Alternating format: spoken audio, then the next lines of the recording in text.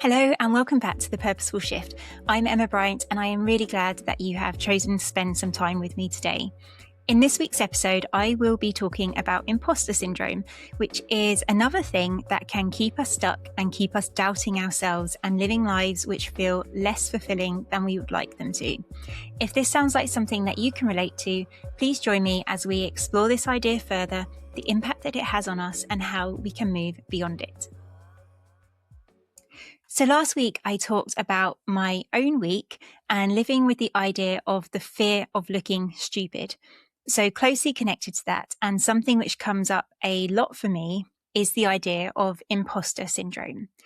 And it became one of those expressions I feel like I hear quite often. So I might hear people saying, "Oh, I've got imposter syndrome," or "She suffers from imposter syndrome," or "I feel like a fraud."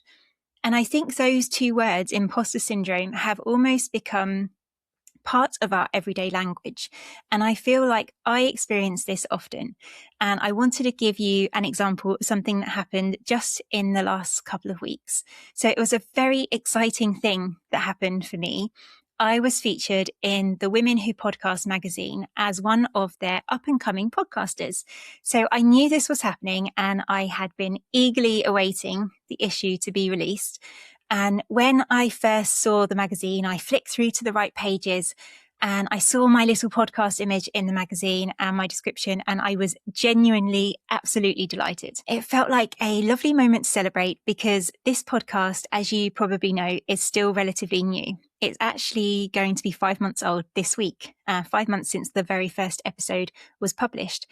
And it's something that I have poured a huge amount of time and energy and heart into this year.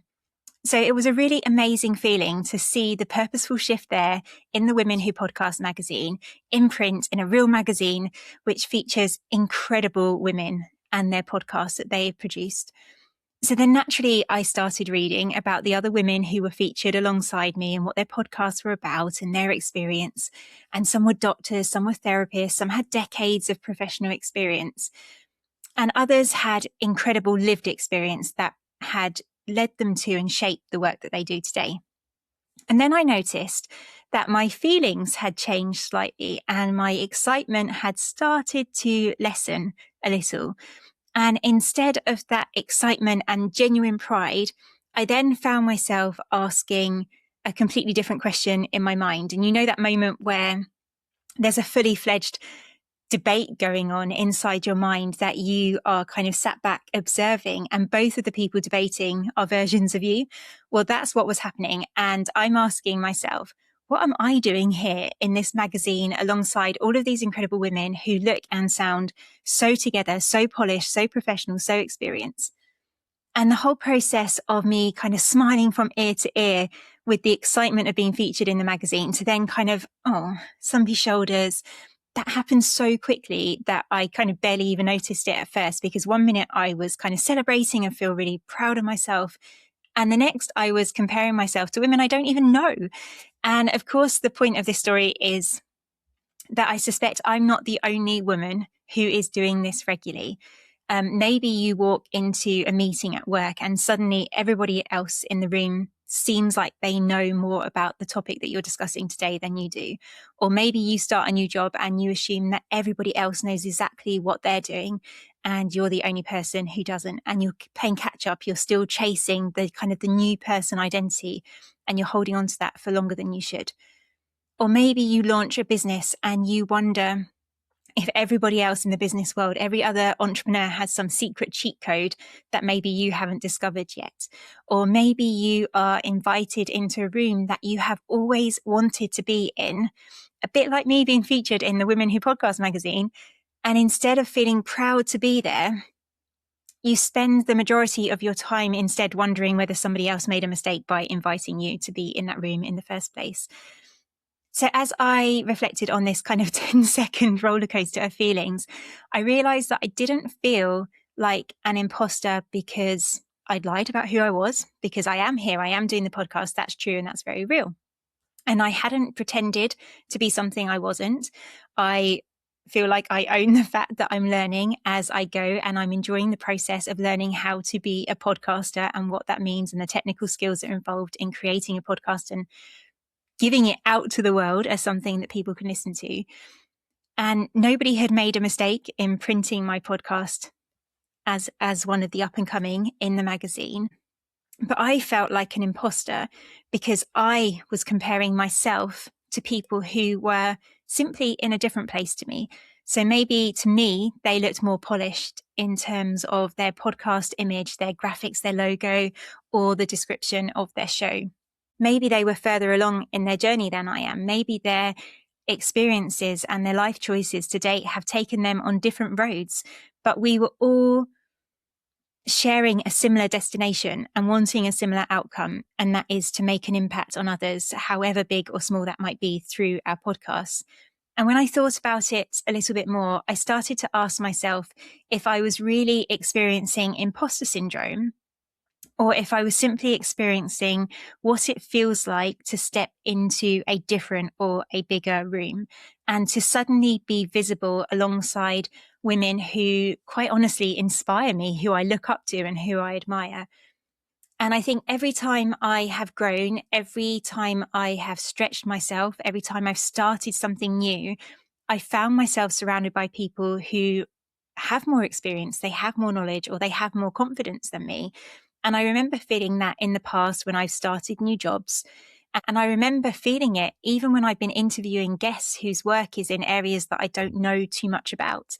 And I felt it when I've been running workshops or training in the past, where you never quite know what skills and experience the people in the room will have, and if they're going to challenge you, and if you're going to do them justice and give them what they've come there to learn about. And now, apparently, I have even felt it when reading a magazine feature that I was genuinely honoured to be a part of. So I am now choosing to flip my initial negativity on its head and see this not as evidence that I don't belong, not that I am an imposter, but instead evidence that I am growing. And after I had sat with those feelings for a while, I found myself doing what I often do when something catches my attention and takes me off on this distraction tangent. I started reading. So I wanted to know where this idea of imposter syndrome had actually come from. And the first thing that I discovered really surprised me, because did you know the phrase wasn't originally imposter syndrome at all? It was actually called the imposter phenomenon. So back in 1978, two clinical psychologists called Pauline Clance and Suzanne Imes published some research after noticing something unusual in many of the successful women that they were working with. And these women were highly capable, they were intelligent, and they were accomplished. Yet despite all of the evidence of their success, they genuinely believed that they had somehow fooled everybody around them. They worried that sooner or later somebody would discover that they were not as competent as people believed them to be. And what really struck me was that those women were not lacking ability. They had already achieved things that demonstrated that they were competent. The challenge wasn't that they weren't good enough. It was that they couldn't accept that they were. And they would try to explain away their success. And you've probably seen this, or maybe you've even done it yourself. You might have used phrases such as, "It was just luck," or "I happened to be in the right place at the right time." Their success was always attributed to something external, never to their own ability or knowledge. And as I read more about this, I came across something else that I found really important. So despite the name that we use today, imposter syndrome, it isn't actually an official mental health diagnosis. It's not a syndrome. So researchers still refer to it as the imposter phenomenon, recognizing it as a common psychological experience rather than a medical condition. And in fact, more recent reviews of the research highlight that there is still no single agreed definition or diagnostic standard for it. It's not a syndrome. So I think that's reassuring because language matters. And when we hear the word syndrome, it's very easy for us to put two and two together and come up with the idea that something is wrong with us, that we need fixing or that we need improving in some way. But actually, What many of us are experiencing, of course, isn't a disorder at all. It's a very human response to finding ourselves somewhere new. So going back to the magazine feature, I realized, of course, that I hadn't suddenly become less capable because I was featured alongside women who I perceived as more experienced or more able than me. Nothing about my podcast had changed overnight. The conversations I'd recorded, they were still the same. The feedback from listeners hadn't disappeared. It was still positive. The invitation to be featured hadn't been sent to me by mistake. The only thing that had changed was who I was comparing myself with. And outside of this situation, I think that we unfairly compare ourselves all the time. We measure our beginning against somebody else's middle, or we measure our first few years in business against somebody who's spent 20 years building their business. Or we might compare our first public speaking engagement or presentation against somebody who's delivered hundreds of keynote presentations before, or perhaps our first book proposal against a published author. And if we do that, it's no wonder that we sometimes feel as though we don't belong in that space. And it's not because we're imposters, but because we've changed rooms. The space around us has changed. And if you're feeling this too, then maybe you have stepped into a place where you've never been before and your environment has changed and you're not an imposter, but you're in a different place. So as I went deeper with this, I realized that I was massively discounting my own journey whilst this internal debate in my head was occurring. I wasn't thinking about the months that I'd spent planning this podcast before I even recorded the first episode. I wasn't thinking about the hours that I spent researching guests, preparing questions, editing episodes, learning new skills, or even just building the confidence to press the publish button every week. I wasn't thinking about the messages that I've received from listeners who've told me that a particular episode has made them think differently or has helped them through a difficult time. Instead, I was looking at everybody else's experience and quietly telling myself that my experience somehow counted for less. And according to the research, that's exactly what many people do. So as I noted earlier, Pauline Clance found that people experiencing the imposter phenomenon often dismiss their achievements, explaining them away as luck or hard work or good timing, rather than recognizing their own ability. Or perhaps they'll give credit to somebody else instead of taking that credit for themselves. And I bet we have all been there at some point, at some time. Maybe you have been complimented on something and you've immediately found yourself saying, oh, it was nothing, or I just got lucky, or anyone could have done it, or Joe did most of the work. We often find it easier to accept criticism than we do praise. And yet if somebody else achieved exactly what we have achieved, we would probably be the first people to go and congratulate them.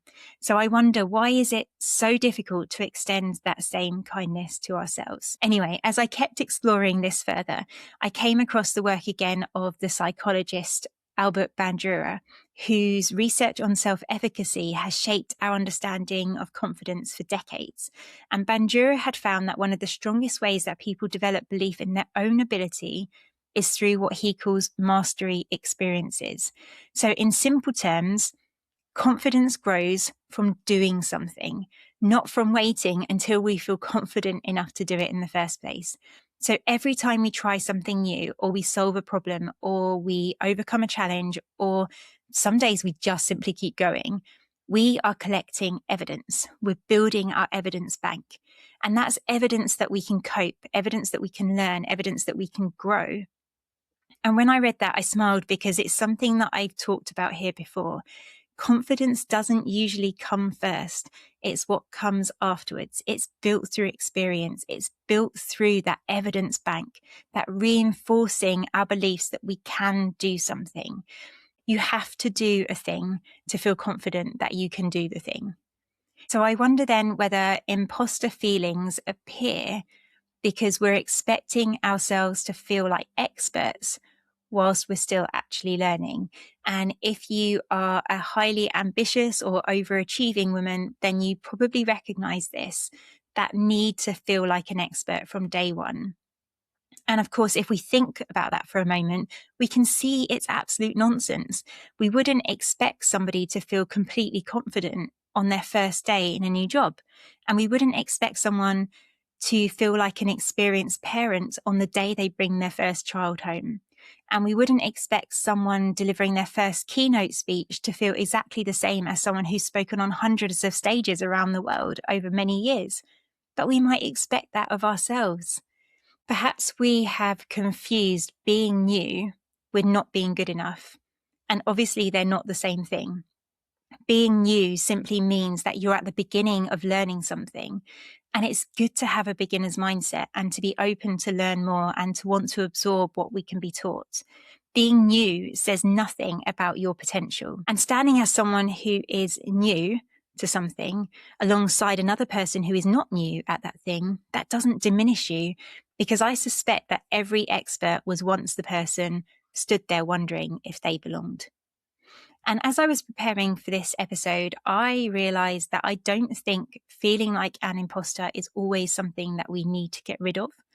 I think it can be a helpful sign that our identity hasn't quite caught up with our reality. So maybe we are still seeing ourselves as the person who's just starting, as the beginner, as the one who is still learning. But maybe other people have already started to see us differently. Maybe they already see us as a podcaster who is worthy of being featured in an up-and-coming feature in an international magazine, even if the podcaster themselves is someone who still feels like they're finding their feet as a podcaster.